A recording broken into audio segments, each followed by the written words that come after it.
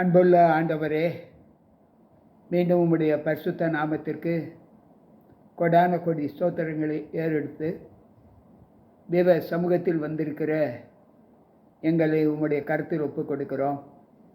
இந்த பரிசுத்த நாளின் ஆசீர்வாதத்தோடு உம்முடைய சமூகத்தில் வந்து இந்த ஓய்வு நாளை உண்மை உத்தவமாய் கைக்கொள்வதற்கான பலத்தை எங்களுக்கு தர நீர் கிருபை செய்த தயவிற்காக ஸ்தோத்தரிக்கிறோம். ஆவியானோர் எங்களோடு இருந்து எங்களை உம்முடைய ரட்சிப்பின் பாதைகளை மீட்டுக்கொள்ள என் தேவன் கிருபை செய்யும். மீட்பர் இயேசு கிறிஸ்துவின் நாமத்தில் ஜெபிக்கிறேன் நல்ல பிதாவே, ஆமென். அன்பு பிள்ளைகளே, கர்த்தருடைய வார்த்தைகளை கேட்பதற்கு தேவ சமூகத்தில் வந்திருக்கிற உங்கள் அனைவருக்கும் ஆண்டவர் இயேசு கிறிஸ்துவின் நாமத்தின் இந்த பரிசுத்த ஓய்வு நாளின் காலையின் வாழ்த்துக்களை தெரிவித்துக் கொள்கிறேன். கர்த்தர் நம்மோடு இருப்பாராக. நேற்றைய தினத்தில் 7 சபைகளை குறித்து துவக்கி சிபர்னா சபையின் தொகுப்பை குறித்து நாம் கேட்டோம். இன்றைக்கு நேற்றைய தினத்தில் எபேசு சபையை குறித்து கேட்டோம். இன்றைக்கு சிமிர்னா சபையின் தூதனுக்கு அங்கு ஆண்டவர் சொல்லுகிற வார்த்தை என்ன என்பதை இன்றைக்கு நாம் கேட்கப் போகிறோம். இதனுடைய காலகட்டம் கிறிஸ்துவுக்கு பின் 100வது ஆண்டிலிருந்து கிபி 323வது ஆண்டு காலம் வரைக்கும் இதனுடைய காலகட்டம். வெளிப்படுத்தின விசேஷம் 2வது அதிகாரம் 8வது வாக்கியத்தில் இந்த 2வது சபையாகிய சிபிர்னா சபை சொல்லப்பட்டு இருக்கிறது.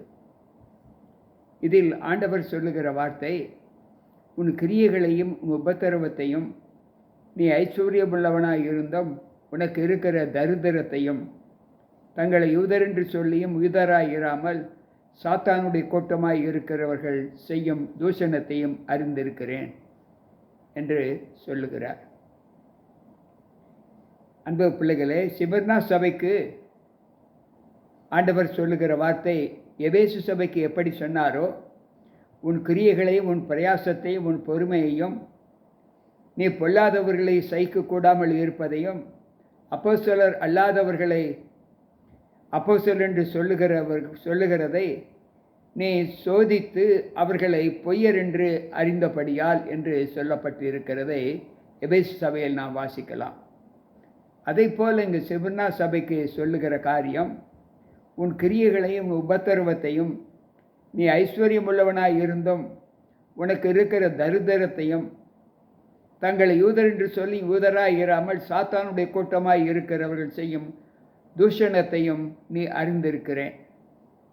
அன்பு பிள்ளைகளே, ஆதி காலத்தில் தேவனுடைய திருச்சபைக்கு விரோதமாக ஆண்டவரை அறிந்த பாவனை உள்ளவர்கள் போல இருப்பவர்கள் ஆண்டவருக்கு விரோதமாக செயல்பட்டு கொண்டிருந்தார்கள்.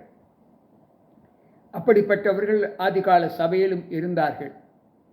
அவர்களை நாம் அறிந்து ஆராய்ந்து ஆண்டவர் எதை வெறுக்கிறாரோ அதை அவர்களும் அங்குள்ள சபை மக்களும் வெறுத்ததாக வேதம் நமக்கு சொல்லுகிறது. ஆண்டவர் சொல்லுகிற வார்த்தை கலாத்தியரின் புஸ்தகம் 21வது அதிகாரம் 21 26 வரை நாம் வாசிப்போம் என்றால், அங்கு ஆண்டவர் சொல்லுகிற வார்த்தை, அப்படியானால் நியாயப்பிரமாணம் தேவனுடைய வாக்குத்தத்தங்களுக்கு விரோதமா? அல்லவே.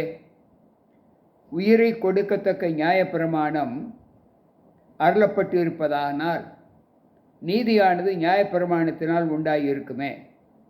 அப்படி இராதபடியால் இயேசு கிறிஸ்துவை பற்றும் விசுவாசத்தினாலே பலிக்கிற வாக்குத்தத்தம் விசுவாசம் உள்ளவர்களுக்கு அளிக்கப்படும் போது வேதம் எல்லாரையும் ஏகமாய் பாவத்தின் கீழ் அடைத்து போட்டது.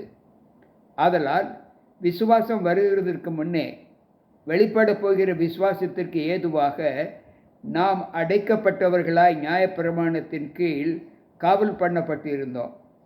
இவ்விதமாக நாம் விசுவாசத்தினால் நீதிமான்களாக்கப்படுவதற்கு நியாயப்பிரமாணம் நம்மை கிறிஸ்துவனிடத்தில் வழி நடத்துகிற உபாத்தியாயாராய் இருந்தது.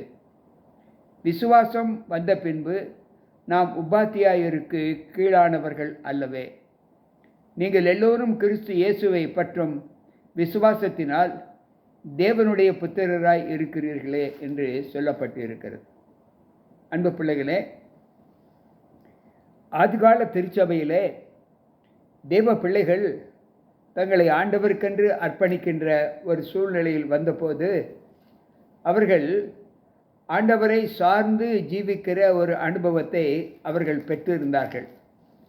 ஆனால் காலப்போக்கில் பிதாக்கள் பின்பற்றின பொய்கள் அவர்களை எந்த அளவு பலவீனப்படுத்தினது என்பதையும் ஆண்டவர் அங்கு சொல்லுகிறார். ரோமர் 2வது அதிகாரம் 28, 29வது வசனத்திலே, ஆதலால் புறம்பாக யூதனானவன் புறம்பான மாமிசத்திற்கு உட்படும் விருத்த சேதனமும் விருத்த சேதனம் அல்ல. புறம்பாக யூதனானவன் யூதன் அல்ல. புறம்பாக மாம்சத்திற்கு செய்யப்படும் விருத்த சேதனம் அல்ல. உள்ளத்தில் யூதனானவனே யூதன், எழுத்தின்படி உண்டாகாமல் ஆவியின்படி இருதயத்தில் உண்டாகும் விருத்த சேதனமே விருத்த சேதனம். இப்படிப்பட்டவனுக்குரிய மகிழ்ச்சி புகழ்ச்சி மனுஷராலே அல்ல தேவனாலே உண்டாகி இருக்கிறது என்று சொல்லுகிறார்.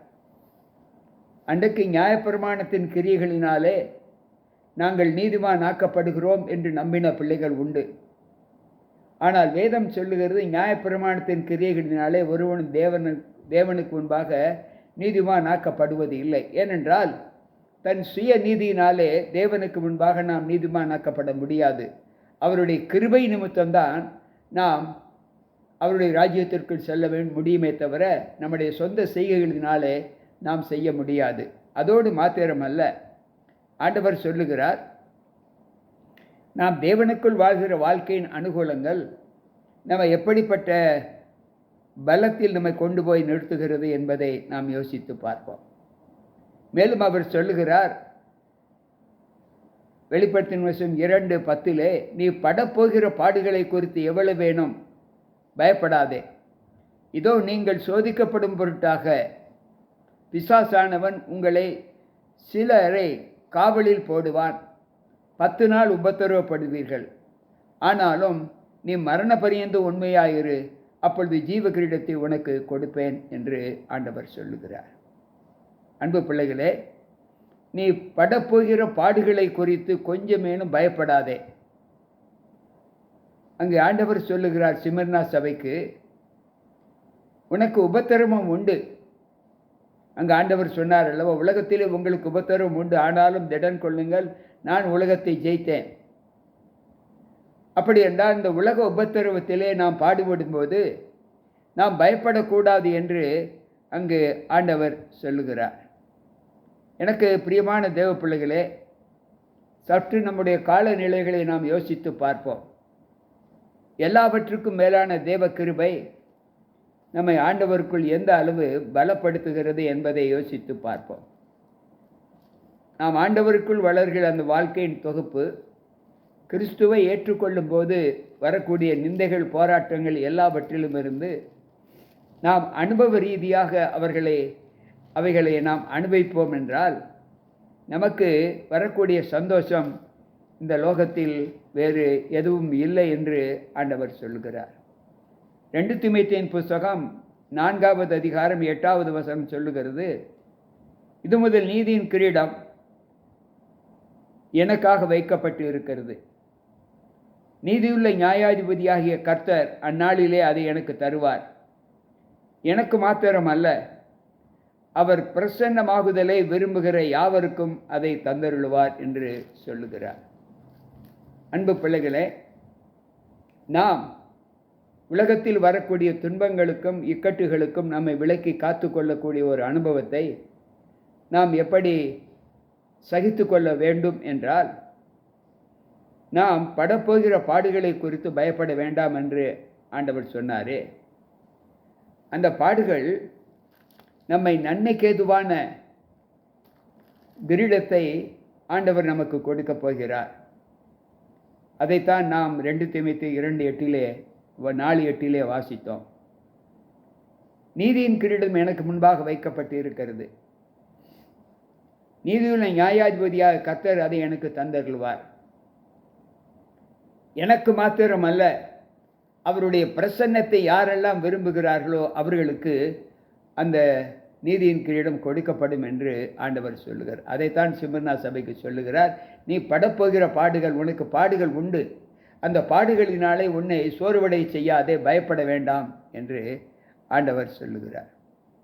மேலும் அவர் சொல்லுகிற வார்த்தை வெளிப்படுத்தின விசேஷம் 2:11 ஆவியானவர் சபைகளுக்கு சொல்லுகிறதை காதுள்ளவன் கேட்க கடவன் என்று சொல்லுகிறார். அன்பு பிள்ளைகளே, ஆவியானவர் சபைகளுக்கு சொல்லுகிறதை காதுள்ளவன் கேட்க கடும். ஜெயம் கொள்ளுகிறவன் இரண்டாம் மரணத்தினால் சேதப்படுவது இல்லை என்று சொல்லுகிறார். ஜெயம் கொள்ளுகிறவன், முன்பு படித்தோம், ஜெயம் கொள்ளுகிறவனுக்கு பரலோகத்தின் மத்தியில் இருக்கிற ஜீவ விருட்சத்தின் கனியை நான் புசிக்க கொடுப்பேன் என்று அங்கு எபேசு சபைக்கு 2வது அதிகாரம் 7வது வசனத்திலே நாம் படித்தோம். அதைத்தான் இங்கு ஆண்டவர் சிமர்னா சபைக்கும் சொல்லுகிறார். நீ ஜெயம் கொள்ளக்கூடிய ஒரு அனுபவத்தை உன்னுடைய வாழ்க்கையில் நீ பெற்றுக்கொள்ள வேண்டும் என்று ஆண்டவர் சொல்லுகிறார். எனக்கு பிரியமான தேவ பிள்ளைகளே, அந்த ஜெயம் கொள்ளக்கூடிய பிள்ளைகள் இரண்டாம் மரணமாகிய அக்கினி கடலிலே அவர்கள் சேதப்பட மாட்டார்கள் என்று ஆண்டவர் சொல்லுகிறார். நம்முடைய வாழ்க்கையின் தொகுப்பை நாம் சற்று யோசித்து பார்ப்போம். சிவன்னா சபைக்கு வரக்கூடிய துன்பங்கள், இக்கட்டு காலங்கள் ஏறக்குறைய 223 ஆண்டு காலம் அந்த சபையினுடைய ராஜ்யத்தின் காலங்கள் இருக்கிறது. அந்த காலத்திலிருந்து நாம் ரட்சிப்பின் அனுபவத்திலே தேவனை சார்ந்து வாழ்கிற ஒரு அனுபவத்தை நாம் பெற்றிருக்க வேண்டும் என்று ஆண்டவர் சொல்லுகிறார். அப்படி பெற்றுக்கொண்டோம் என்றால் நாம் ஜெயம் கொண்ட பிள்ளைகளாக காணப்படுவோம். ஜெயம் கொண்ட பிள்ளைகளுக்கு ஆண்டவர் ஜீவ விருட்சத்தின் கனியை புசிக்க கொடுப்பேன் என்று சொல்லுகிறார். இரண்டாம் மரணத்தில் அவர்கள் சேதம் அடைவதில்லை என்று சொல்லுகிறார்.